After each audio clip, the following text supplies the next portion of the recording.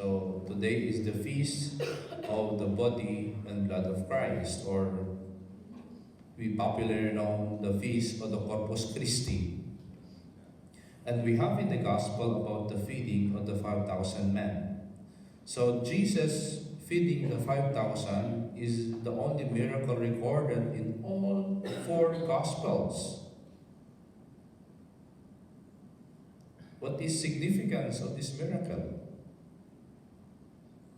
The miraculous feeding of such a great multitude pointed to God's provision of manna. You remember the manna, the bread in the wilderness for the people of Israel under Moses' leadership.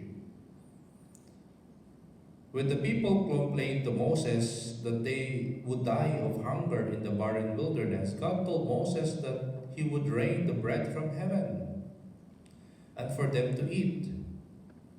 So the miraculous provision of bread foreshadows the true heavenly bread, which Jesus offers his followers who believe in him. And Jesus makes a claim only God can make. He is the bread of life and the true bread of heaven that sustains us now and for all eternity. That's why in the gospel we hear that people ate and they are satisfied, because Jesus feeds them. And one of the significance of this miracle is this: God is generous.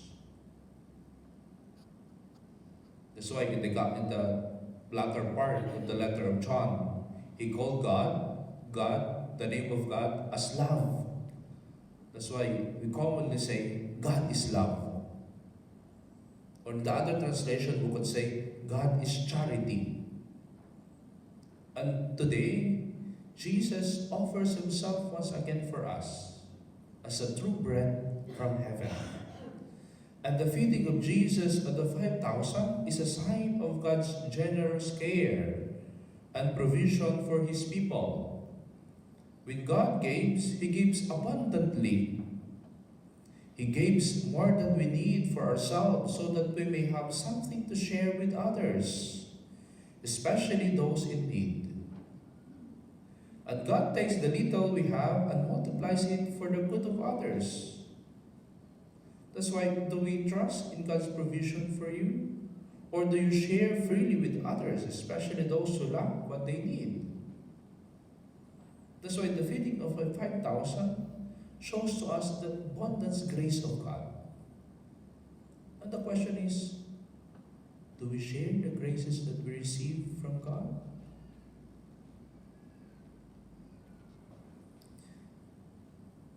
And the feeding of Jesus of 5,000 points to the superabundance of the Lord's Supper, or in the Eucharist.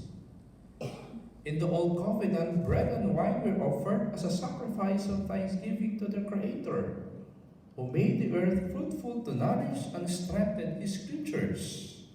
Melchizedek, as we heard in the first reading and even in the Psalm, Melchizedek is an important Old Testament figure because he was both priest and a king who offered a sacrifice of bread and wine to God in behalf of Abraham and his future offspring. His offering prefigured the offering made by Jesus, because Jesus is our great high priest and king who gave a new and distinctive meaning to the blessing of the bread and chalice of wine. We instituted the Last Supper in the eve of the sacrifice of the cross. This is my body, this is my blood. That's why on the eve of the exodus of the Jewish people from bondage in Egypt, God commanded these people to celebrate the Passover meal with the blessing of the unleavened bread and wine and the sacrificial offering of an unblemished lamb.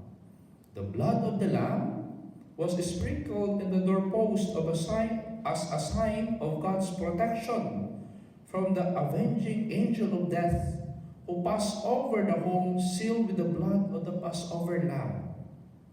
Every year is a commemoration of the Exodus deliverance of the Jewish people as they celebrate the Passover meal with unleavened bread as a pledge of God's faithfulness to His promise.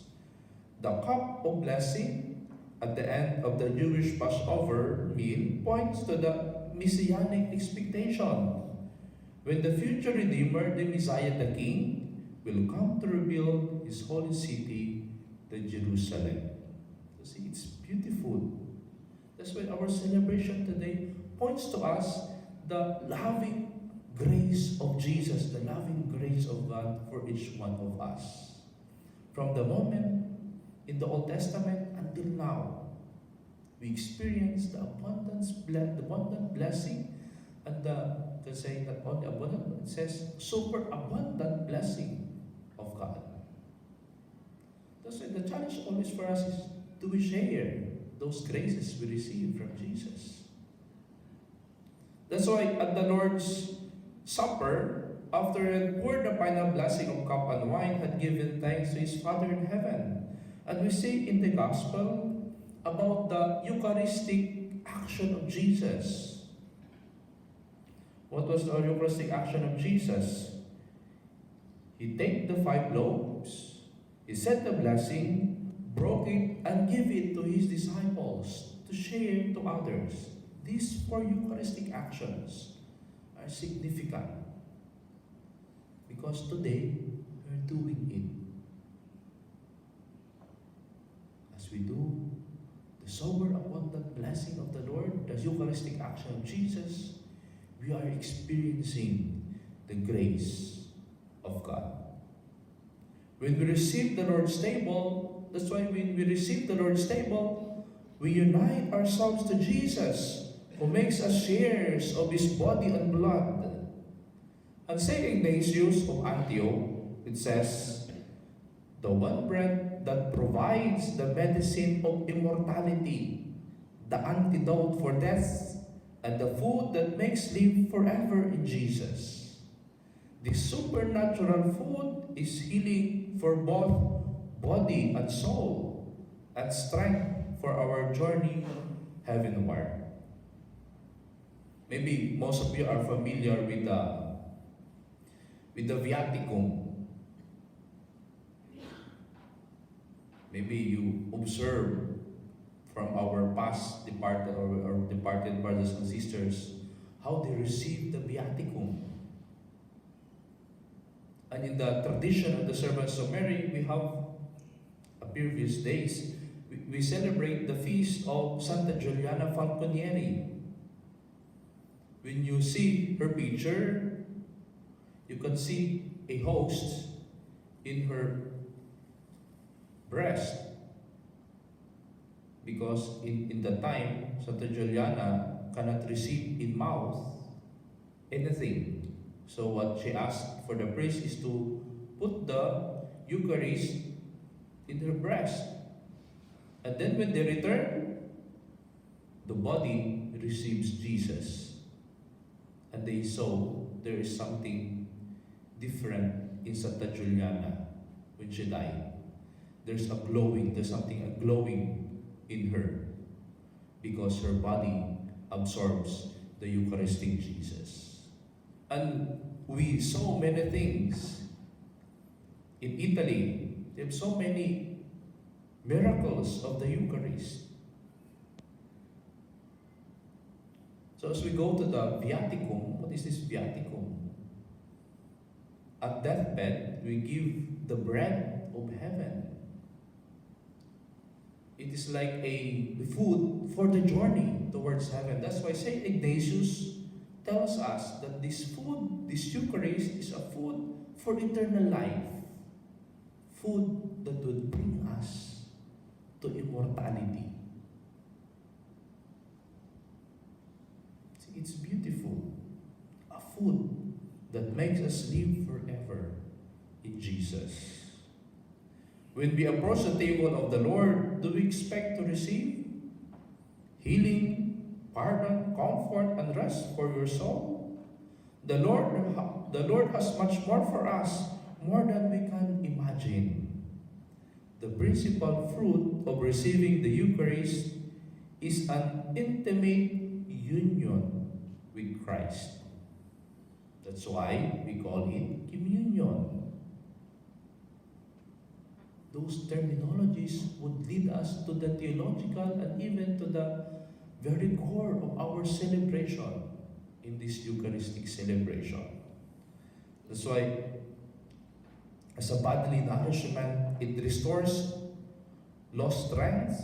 So the Eucharist strengthens us in charity and enables us to break with disordered attachment to the creatures and to be more firmly rooted in the love of Christ. My dear brothers and sisters, this feast of the Corpus Christi reminds us once again, as I would repeat, about the generous and the superabundant love of God to us. So I would repeat, the challenge is, do we share the graces that we receive from Jesus? And today we are called to be Eucharistic. We are called to be a Eucharist